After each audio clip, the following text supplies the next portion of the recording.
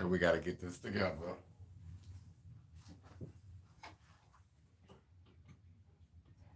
Come on, tech person. Oh, that's me. I forgot.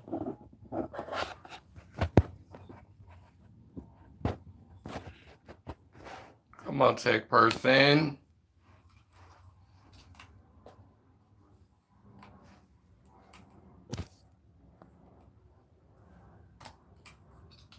Yes, tech person.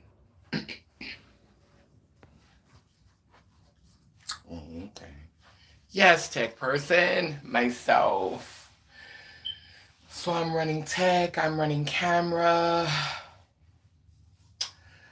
Let's have a conversation. I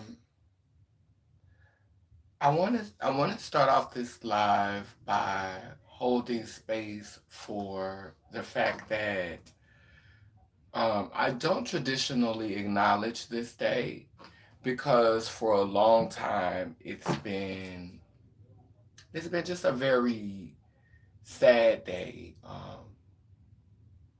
What's become of it, you know? Um, a lot of people in mainstream strategically acknowledge our sistering and our feminine folk or beings who identify with womanhood. A lot of times when the system acknowledges a tragedy that has befallen them, it is at the hands of one of our brothers. You know, a lot of us have been used by the system, by the machine, by the status quo to, is that a shortage? By the status quo to help to craft narratives been, that have added um, more discord to the legacy of those who identify as black men in this nation. Um, and the reason why I want to start off by saying that is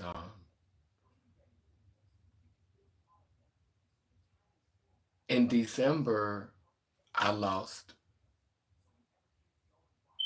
one of my long term friends who was a partner to me, who I shared a domestic bond with. In December, which is coming up this month, he passed on December the 3rd.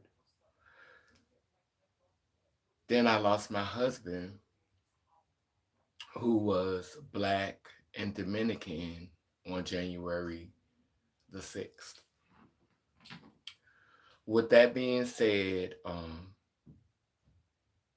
the loss was hitting me hard, in regards to losing um, those black men, that I identified as my brothers, my lovers, my cousins, my uncles, my fathers, my friends, my siblings. The loss, the loss was hitting me hard. And because that loss was hitting me so hard, I wanted to bond with my father. My father's getting on in his years. His health is failing him. So it's important to me to be there for him. So my family created an opportunity for me to come up, and I think I talked about it in the video before, me getting to live in my grandmother's house. And everything was going well. Me and my dad, we were creating beautiful memories together. I was spending time with him. I was cooking for him. Hold on. I don't know what's going on here. I was spending time with him. I was cooking for him. He likes to watch a lot of content about murder and killing and a lot of nigga shit. I'm just gonna go ahead and say that. And my daddy have some really misogynistic and antiquated ideas about women, and I'm not gonna lie, I was sitting up there chuckling, at some of the things he was saying, even though I knew that it was not, things that we would ever say publicly or things that we would, things that I would ever share with people publicly. Um, and I think that's why, the time that I spend with my dad now is more for me. Um, when I went to go and see him this time, I didn't share, pictures of us together because it was more about me sharing time with him. And also,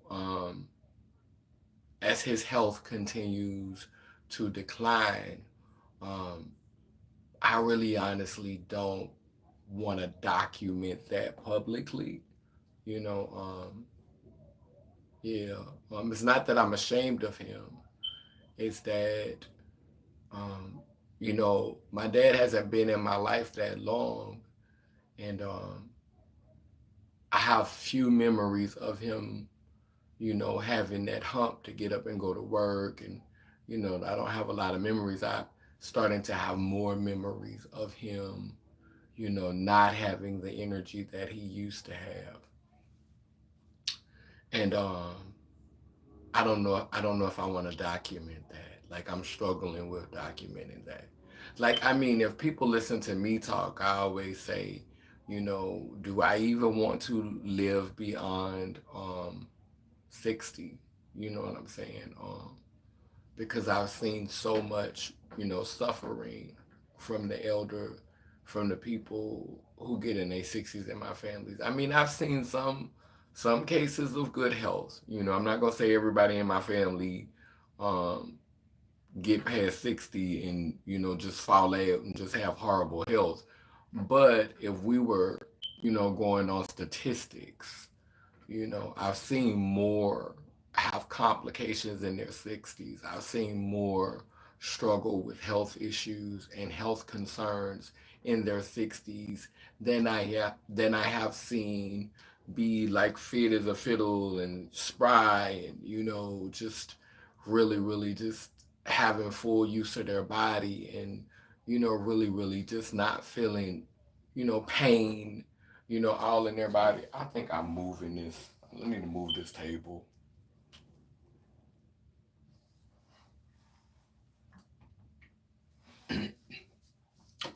But yeah, so I'm out there with my dad in Oklahoma. My dad is living with a woman who he has been dealing with for 30 years.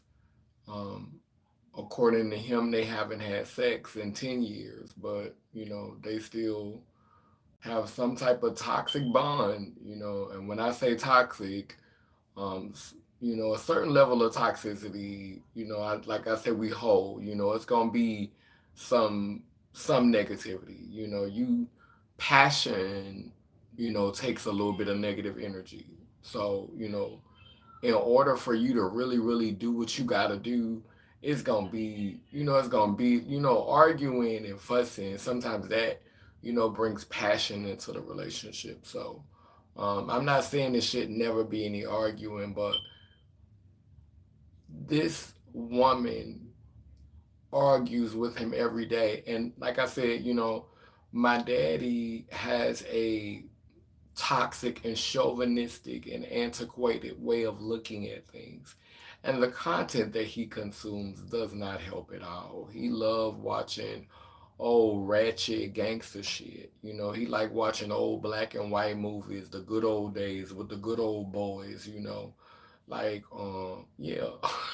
So um and I'm starting to understand this relationship between men and women when they get to an old age. It's like sleeping with the enemy.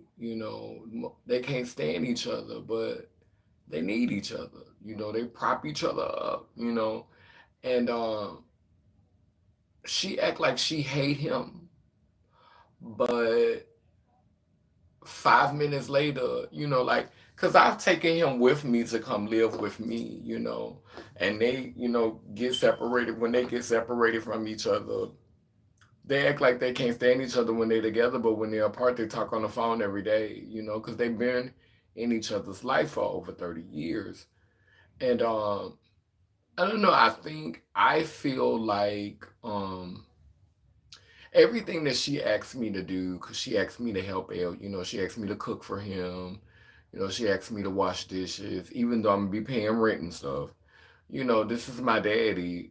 I don't have a problem with looking after him and caring for him. But you also have your granddaughter in the house who's 12 years old, and she's old enough to do some chores. Now, she's not grown, but she's still old enough to do chores. And you don't ask her to do anything, but you quick to run to the room and ask me to do blah, blah, blah, whoop-de, whoop-de, woo. And then when I do it, you're still not happy because you really honestly don't want me there. Because the child is a child. So she don't have no choice but to respect you or leave and go back by her mama's. My dad, his health is so, his health, the decline in his health has made him easier to manipulate, easier for you to get over on, easier for you to control. But with me, you can't run up on me talking to me any kind of way. You can't talk to me like a child. I'm not about to get in line like everybody else if you're not making any sense. I don't care if you are older. I don't care if you are the woman of the house. I'm gonna respect you, but you're also going to respect me. And that was something that she did not want to do. And you know, you're yelling at my father and you're calling my father degrading names and disrespecting him in front of me, and these are going to be my final memories of my father in this reality. No, they're not. That's why I had to leave that space. That's why I'm not in that space, and that's why I wanted to do this video to acknowledge um, Trans Remembrance Day and to celebrate the community because I exhausted my resources getting there. I did a bus ticket. I did a video telling y'all about the Greyhound bus ticket. So I ended up renting a car to get there. My cousin drove it, and I used the rest of my resources to get there. Um, because I had to, move all my stuff. I had to come from New York with stuff. So there was so I left New Orleans, went to New York, came from New York, then came to Atlanta, then had to get some things from Atlanta. So by the time I got to Oklahoma, I was damn near broke, you know, and and I was really embarrassed about asking for help, because I tried not to ask for help for selfish things. I tried to ask for help to help other people or because I really need it. And if it's not like I'm borrowing the money, then yeah, I try not to ask people for things. Like I try not to be like somebody who always got their hand out big and um so I had to get out of that house because while I was in Oklahoma, I saw signs that I wasn't gonna be able to stay there, but I didn't care. I was gonna ignore those signs because I wanted to spend time with my daddy because again his health is declining. And this is this is my practice. This is Laylim Laylar Nation. I'm trying to build Lay Lim Lay Lur Nation, and in order to build Lay Lim Lay Lur Nation, in my heart and my mind, I have to be doing everything that I can to have a relationship with my mother and my father. My name is Kaneen. King, Queen, Mafa, Mother, Father, Kaneen, Mafa, King, Queen, Mother, Father. In order for me to embody this, I need to be practicing spending time with my father, spending time with my mother, and even if their viewpoints are antiquated, even if what they're saying doesn't make sense to me, even if what they're saying is outdated or insensitive or not politically correct, these are my ancestors. And I don't want to mute them because, if nothing else, it reminds me of why I need to continue to do the work that I'm doing. A man, a woman. A lot of us, we get in this place of we don't want to be bothered with um we don't want to be bothered with our elders. We want to shut ourselves off from our elders. We don't want to hear them anymore. And so we just get these ideas of how we want to do things on our own without hearing those voices that are in contrast to our mission, our vision, our work, without hearing those voices that confront our work and that challenge our work. And so our work starts to become silo. We start to get tunnel vision because we're not listening to the people that are talking around us. You know what I'm saying? And so I make an effort to spend time with my mother, and I make an effort to spend time with my father. I make an effort to show up for my mother. I make an effort to show up for my father. And I know that not all black trans people, black indigenous trans people have that luxury. Some of our mothers and our fathers have already transitioned on. Some of us still have a very challenging connection with our mothers and fathers.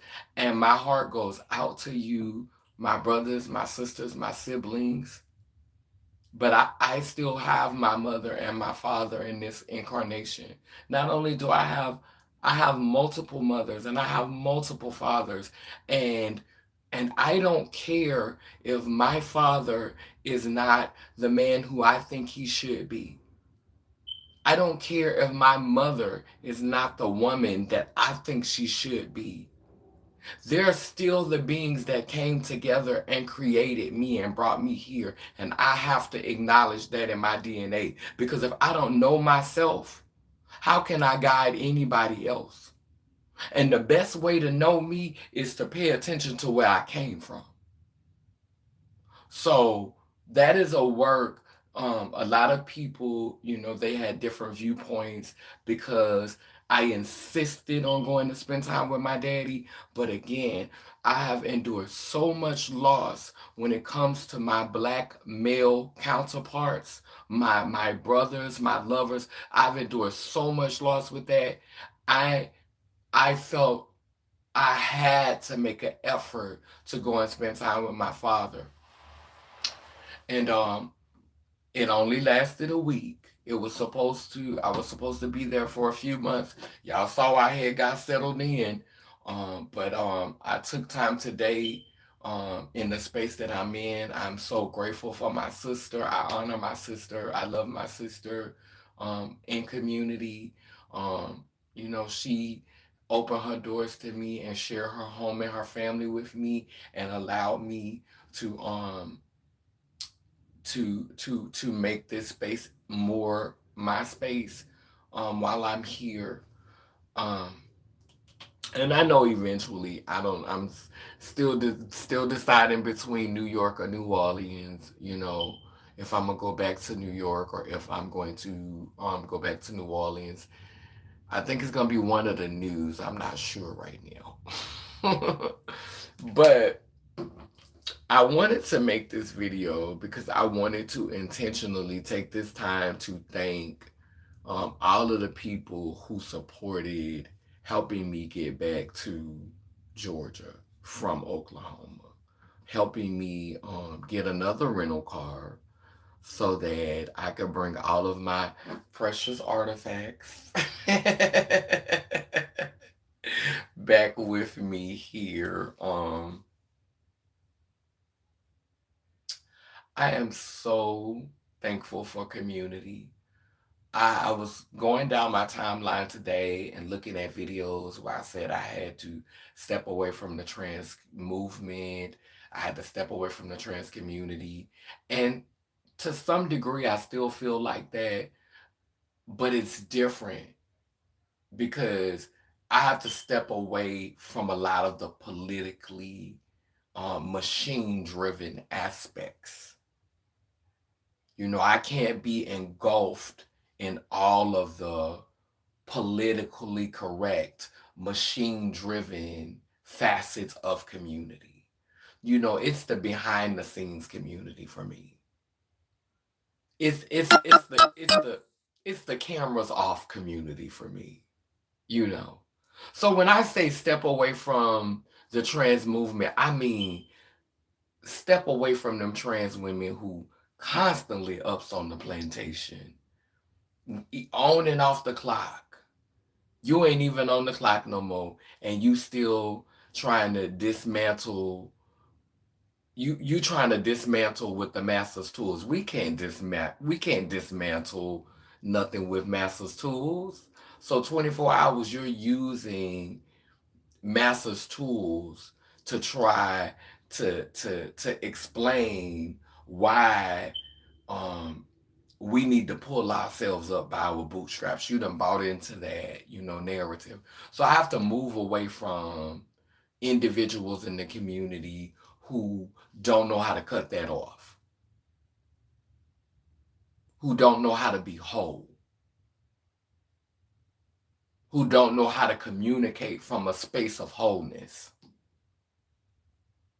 who don't live in reality, who think that we all that the law that was created for us, that we was born into, that we didn't get no choice on. We didn't get no choice on none of this. We was born into this. Just like them people in Palestine, just like them people in Israel. And while my heart goes out to them, I'm in my own war. I'm fighting for me over here. The other night, I was leaving out of the casino with my cousin in Oklahoma. I decided to wear some hair that night. I shared that video with y'all. I was coming out of the casino. I was talking to a white man up in here. Wasn't the man didn't even have no money. You know what I'm saying? So wasn't trying to prostitute, wasn't trying to turn no trick.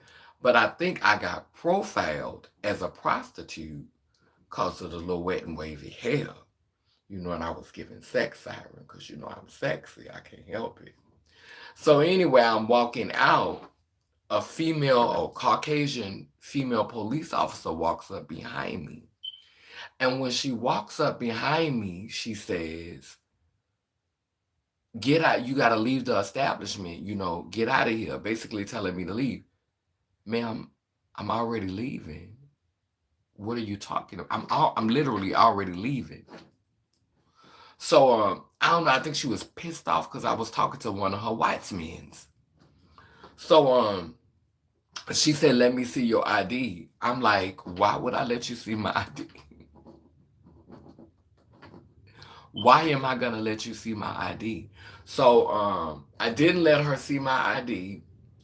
She was upset about that, and she called for backup. And four other police officers walked up, and you guessed it, all of them were white too.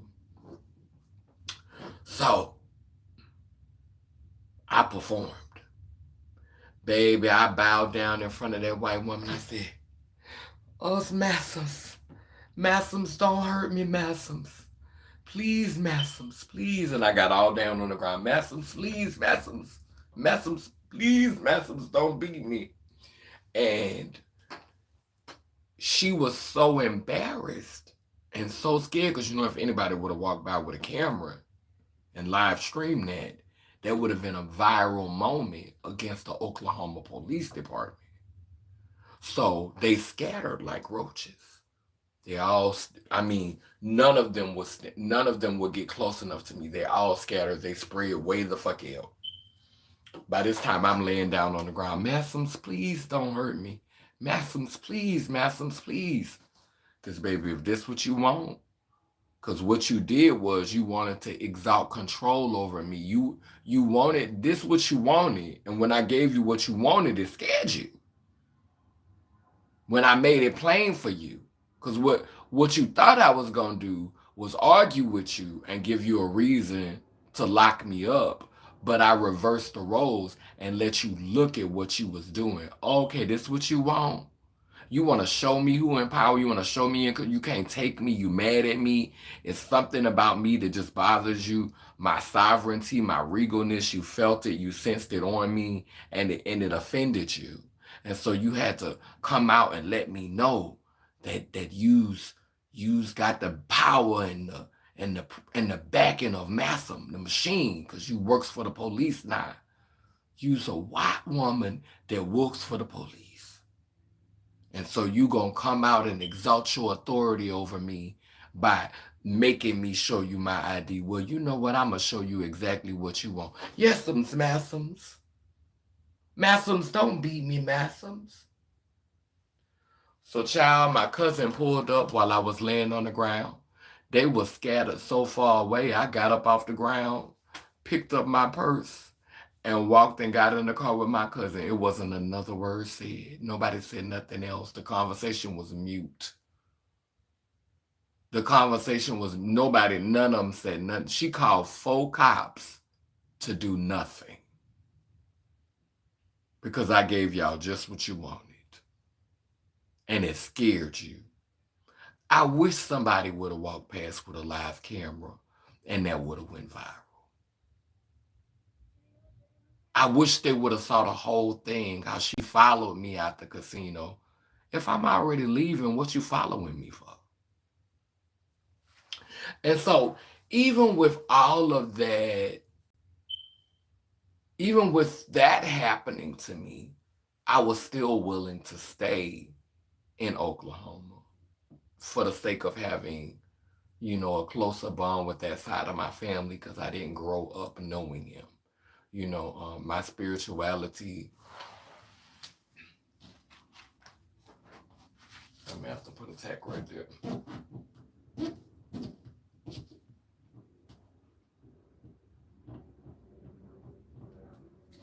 My spirituality is very important to me, and like I said, it requires for me to spend time, with both my mother and my father. And so, it turned into a visit when I was supposed to be staying. I was supposed to be going there to sign a lease so I could be there to help out with him. I'm still gonna make arrangements to go and visit. I'm definitely gonna have to um, become more financially stable in the coming years very quickly. Girl trying to do a lot in the next 10 years. So I'm definitely going to have to become more financially stable.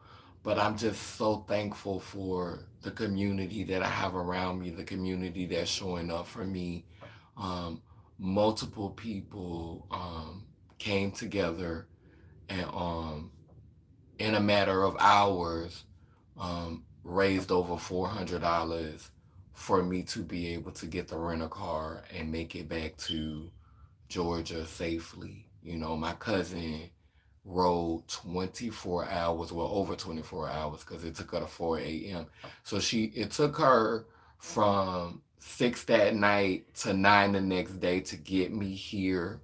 We left on, we left Saturday night and we made it here Sunday about 9 something. And she turned around and went straight back and made it back to Oklahoma at about 4 a.m. So, the love of so many people, this is what real community look like. Like I had, black women both on the trans side and who were non-trans women. I had I had men, I had one of my male friends to support me. I had my trans sisters. I had, my mentor, my mother. Like, so many people stepped up and supported me and just helped this to happen. Non binary people, like, but everybody was melanated, everybody was black. And, this is why I don't want white people to feel played or Caucasian people to feel played about this chapter of my life because, I had a very deep connection with Sasha, but some things were revealed to me about Sasha when we were last around each other. And it's just made it difficult for us to continue to be as close as we was. I love Sasha, but I have to love her from a distance. And I think that was like my closest Caucasian friend. And then there was a Caucasian woman that I used to do art with, and she showed me some things about her that I really just honestly just don't have capacity for. It's a lot of Caucasian people that only socialize with black people when it's time to prove that they're down or prove that they really support the cause or when the cameras are on when the lights when the cameras on you there for black people, but when the cameras is off you really not. If I could bring attention to you, if you could be seen with me, if you could get some, press. I looked at Joe Biden, and Joe Biden got this commercial out talking about how Black America is thriving with him and Black America is getting ahead. I'm like, literally, white people, Caucasian people will do things like that, like just use you for clout, like literally. And I know a lot of us do it to each other, but there's so many more examples of people like me who show up for me when the camera is off. It's not too many Caucasian people. Right now I can't honestly name any Caucasian people that show up for me with the cameras off.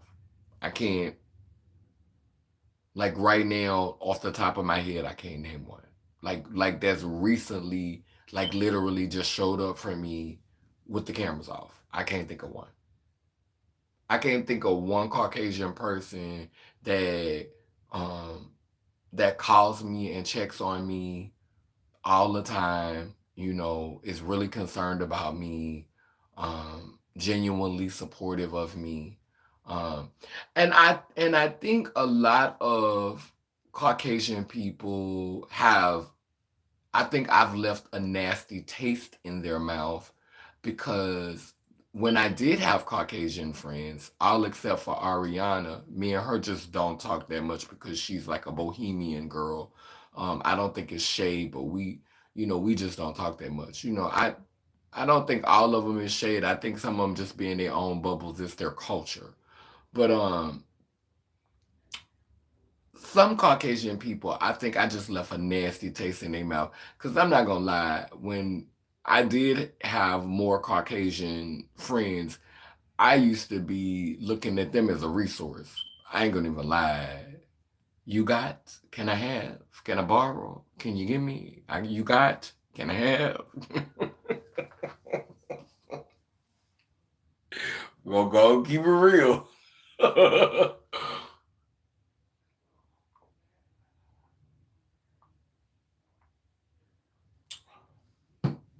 But if you're gonna live in the past, if that's where you're gonna try to keep me at, I'm not gonna say I won't never ask you for nothing now, but I'm not gonna ask you all the time.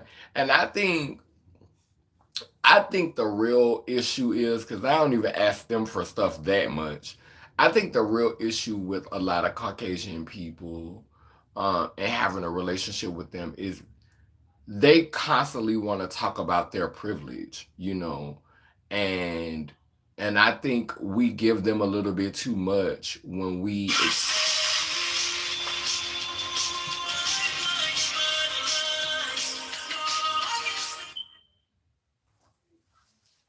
I think we give them a little bit too much when we exalt their privilege. Like when we put them on a pedestal and yeah, because you got white privilege, because I mean, like I understand naming it and calling it what it is, but at some point it begins to become manifestation. Like we just keeping this reality going. We're giving power to it. We're constantly, so the language has to change. We can name it. We can be honest about it as an experience, but not constantly just, yeah, girl, your white privilege, girl, come open the door for me, girl, get me in, girl, use your white privilege. Oh, come on, brother, use your white, girl, come, baby, your white privilege is the bomb, baby. Yes, white privilege, come on, come through. Let me get my white friend, come on. I'm not finna do all that because it might be true.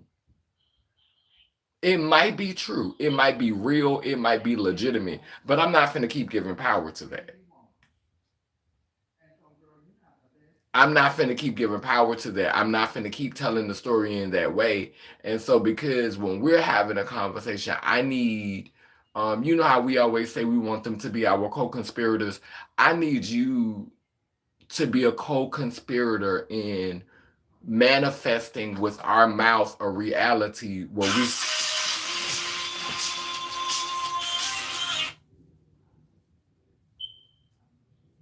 Bitch, I'm about to cut this whole out. A reality in which we stop talking about your white privilege. A reality in which we stop exalting you because you're Caucasian.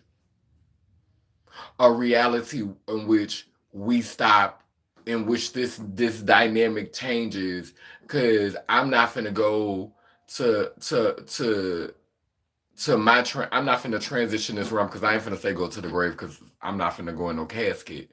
Um, but I'm not finna transition this world still talking about white privilege. Still crafting this narrative that supports you being seen as superior. I'm not I'm not finna help y'all do that. I'm not finna keep helping y'all do that. And so I think I don't have a lot of white friends because I don't like like like I hear people in communities saying, I can't be friends with you. I can't be friends with white people if I can't talk to them about the if I can't talk to them about my black experience. But when you talk to them about their black experience and you're telling them about their white privilege and all of that, I don't want guilty white friends. I don't want guilty Caucasian friends. I want Caucasian friends who acknowledge that, yes, society does see you differently, but I don't want you to ever think in your head that somehow that makes you better than me.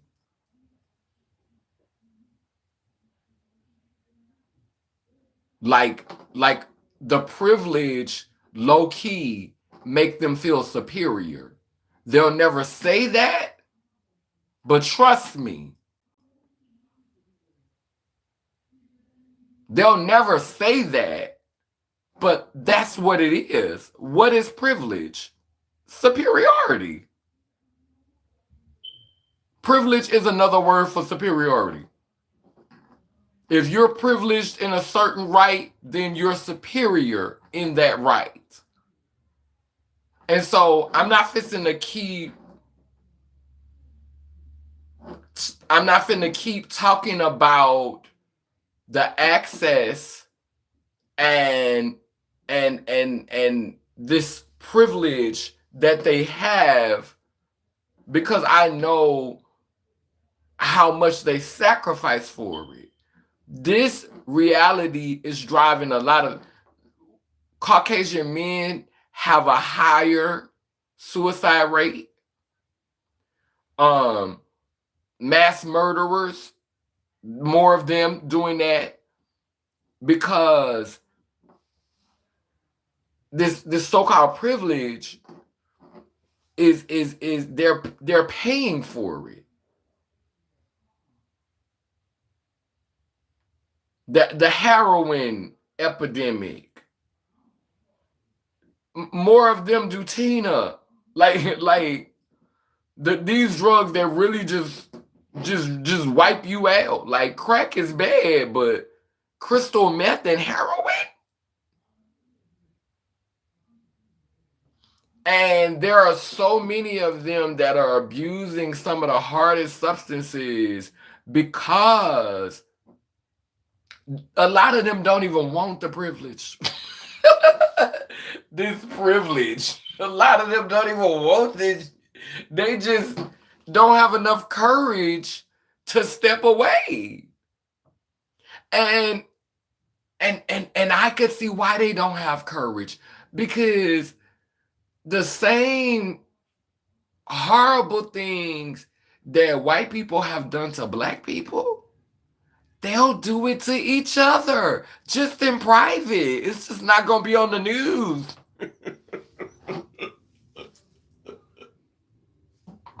They're not going to let that make the news. They're going to do that in private. But they will chop each other up and kill each other.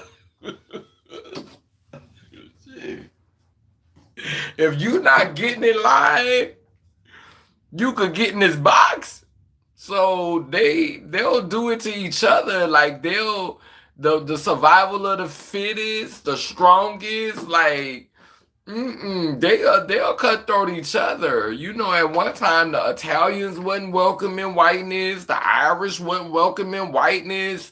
You know, they just started, really like embracing the Italians and the Irish and stuff. At one time they wasn't good enough. They wasn't, they'll mess over them. So I just understand that caveman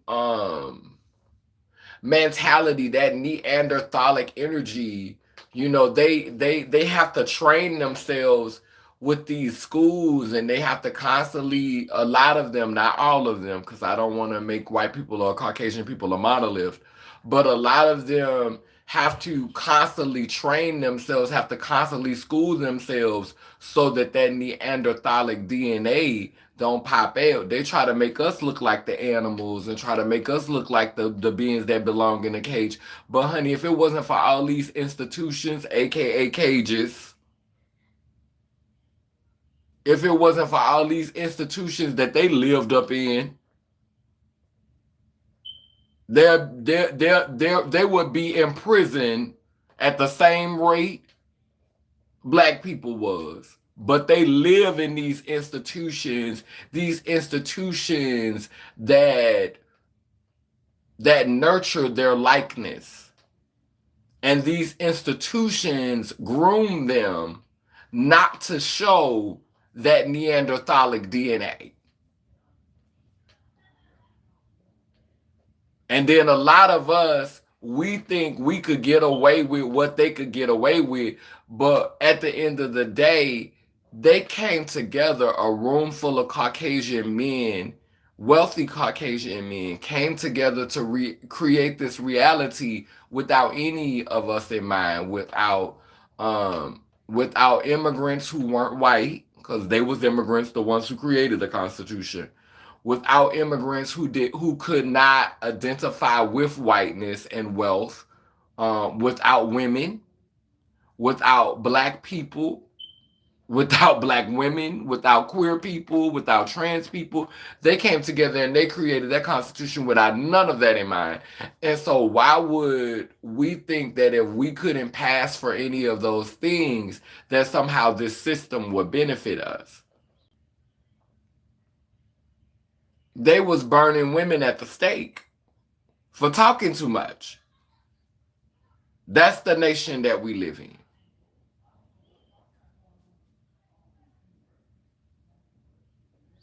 So, I just want to change the conversation with Caucasian people. And that's why I don't really have no Caucasian friends, because that's too much of the game for me. That's too much like sitting here, like talking about whiteness in a way that inadvertently depicts them in a superior, like, yeah, y'all do have a one up in this matrix. But in the cosmos, in the universe, in the spirit realm, in the deep of consciousness. Ma'am, this is just, ma'am, sir, this is just this plane. Ashes to ashes and dust to dust with your privilege and your superiority. I'm talking about on an eternal level. Are you superior? And the answer is no. Next case. We already knew that. Not saying I'm superior either, but I'm not beneath you.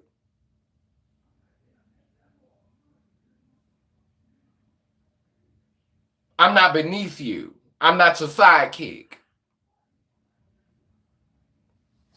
Anyway, I want to light a candle for the ancestors who have transitioned this world today and every other day since I have been absent from my altar. My altar is sitting up there looking all pretty, y'all. Look at it.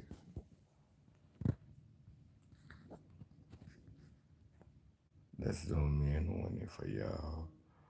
Oh, my altar looks beautiful. Ain't it beautiful?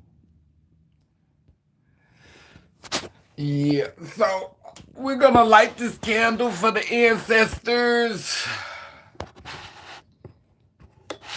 really quickly so I can go ahead and end this live.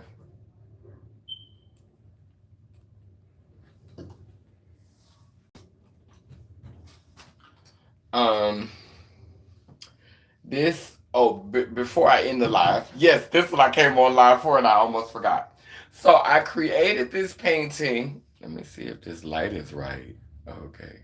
I don't know. Okay, let me see. Okay, I like that lighting. So I created this painting today, and it is called Community Support. Let me stand up so we can talk about it. Oh.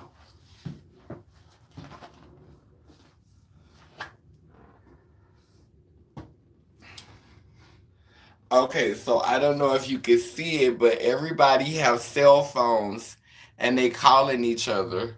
So the call starts off with me asking Natalie for help.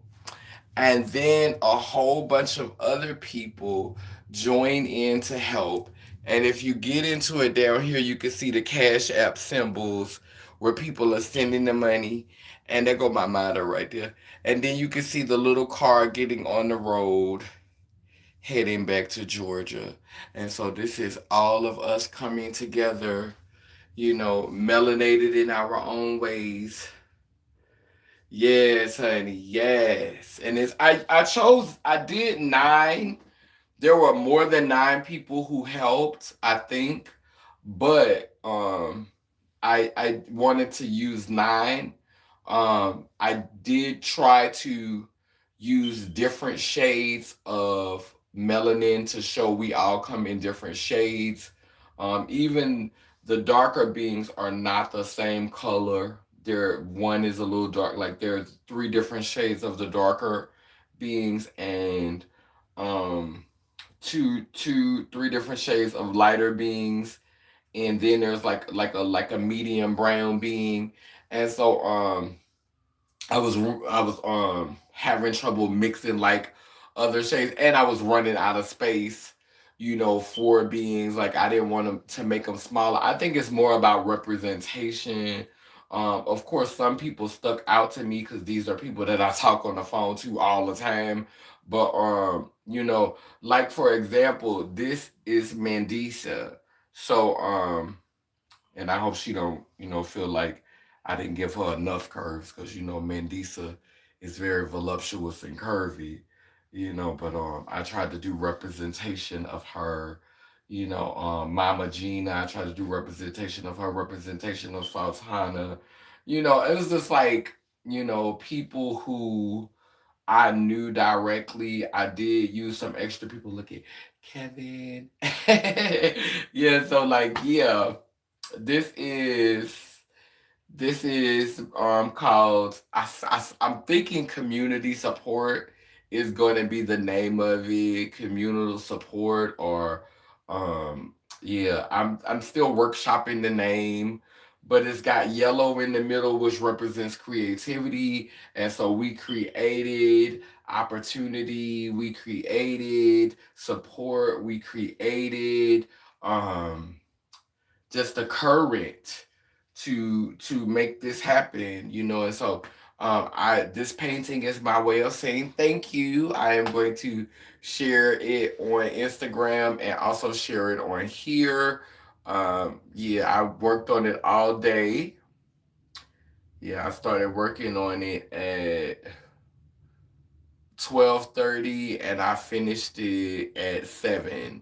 So that's yeah, I finished it like 7:30. So 12:30, 1:30, 2:30, 3:30, 4:30, 5:30, 6:30. So 7 hours. So it took me 7 hours to paint it. Yes. Yes. Yes. And so yeah, I love it. This is my new baby. I'm gonna set it over here.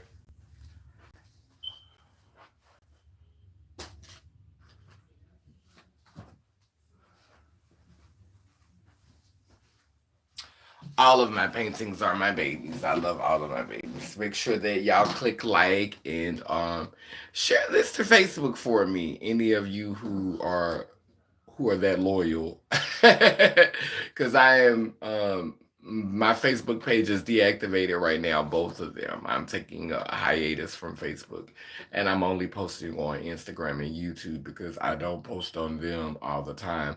But because I have so much content on Facebook, I end up recycling content, and so I be pulling content off every day from YouTube to put on my stories, and so I could give that a rest.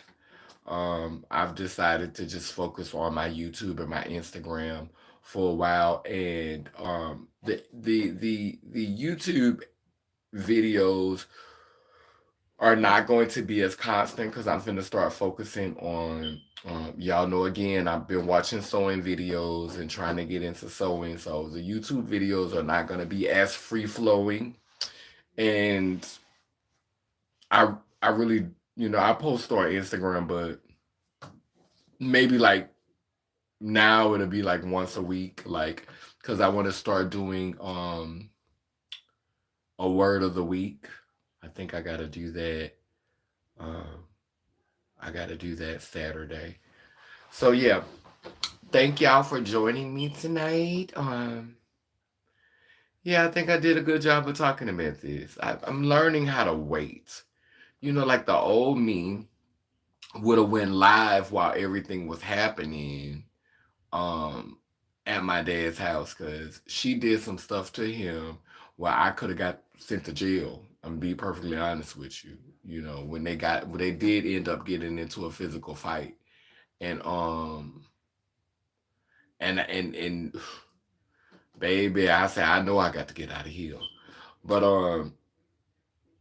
I'm happy that I did shut my Facebook down. My instinct told me to do that because I probably would have went live, and I probably would have got a lot of views, but some of this attention doesn't merit me the support that I actually want or the support that I actually need. You know, it brings people around me who who are just coming to mock and gawk, and I don't need that type of energy. So I would rather just go through these things in private because I'm gonna live, I'm gonna learn, I'm gonna experience, I'm gonna do things that other people might think foolish. I'm gonna take risks that other people might think are foolish. And one of my girlfriends, she said, sometimes I question your discernment with the decisions that you make. And I told her that discernment doesn't mean that I'm never going to make a mistake. It just means that when I do make a mistake, I know I'm going to be okay. I'm not going to make a mistake so vicious or make a misstep so vicious that it's going to be the one that's going to jeopardize my life or the life of someone else, a man, a woman, and that's discernment for me. Not to the point of where I'm never gonna do anything that's like, girl, girl, like, not saying I'm never gonna do anything like that, but I'm not gonna do anything that's gonna put me in a position that's going to get me fatally harmed or get someone else fatally harmed. And that's something that I have to continue to pray about. That's something that I have to continue to listen to my ancestors, and that's not me bragging or being cocky.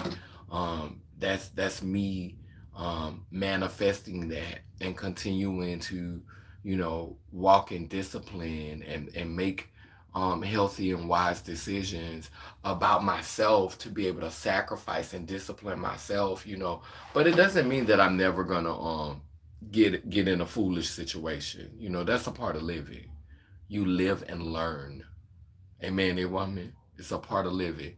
And for those of us who do missionary work and be on these highways and byways, being ambassadors and being evangelists, we know very much so that the fuck shit is capable of happening. But the discernment tells us that everything is going to be okay. And everything is okay thanks to the support of a loving community. Thank you for continuing to love on me. I'm busy. I'm busy. Thank you for continuing to love on me and support me and show up for me. I appreciate that so much. And I'm going to end this live because I did promise them that I was going to read them a story. Well, make up one off the top of my head. Anyway, we blow out this candle to acknowledge the ancestors who are here, the ancestors who are coming, and the ancestors who will come. As this candle blows out on the physical plane, it grows even stronger in the deep, in the spirit realm, in the ancestral realm of our subconscious mind, brightly shining to guide us to our prospective places in this grand design, how we all connect. Amen, a woman, le lim le la. See, I gotta put a tag on this.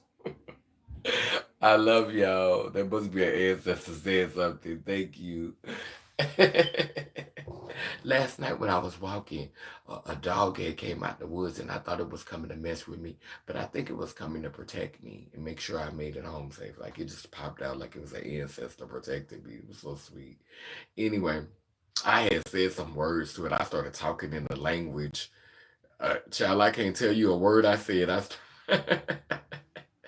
It was crazy.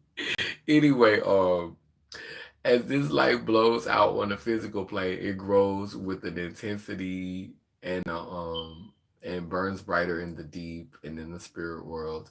A man, a woman, lay lim lay lur, preparing us for the times that are now.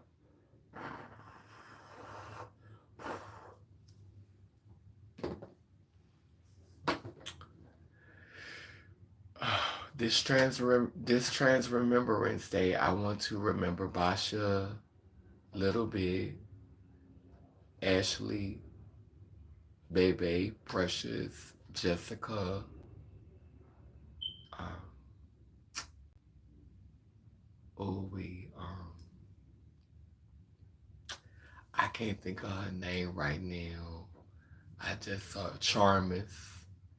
I want to remember Charmis. Um, I want to remember, Gabby. I want to remember Peaches. I want to remember the other Peaches. Um, I think I said Bebe. Um, yeah, I said Precious, my mama Tiffany. Um, those are beings I know I want to remember. Bebe, I want to remember her. Um, the other Sassy, I want to remember her. Um, I want to remember. Um, oh my goodness. She got a twin. She live in New Orleans. Um, her girl name start with a K, and I'm coming up a blank right now. Her brother, she have a twin brother. They used to do bounce videos together. Uh, yeah, her name was her brother name was Dean Bell. Um, I want to remember Dean Bell twin. I don't know what's going on with Davita. People saying that Davita's alive, but nobody has heard from her in a long time. Um, so I don't want to say that, she's gone if she's not gone. Um, I want to remember Miss Cook. I want to remember Miss Richard. I want to remember Turtle. Um, I want to remember my partners who I've loved, who were not trans. Um, but, they were still our community. They were still our family. So, yeah. Anybody that you want to remember, put them in the comment section in this video. And maybe share a short story, if you want to share about someone that you want to remember. This is the perfect video to write that in the comment section. Anyway, I love y'all. Have a beautiful evening, and thank you for joining me for this live tonight. Be well and take care. Lelem leler, amen, amen. Good night. Rest well.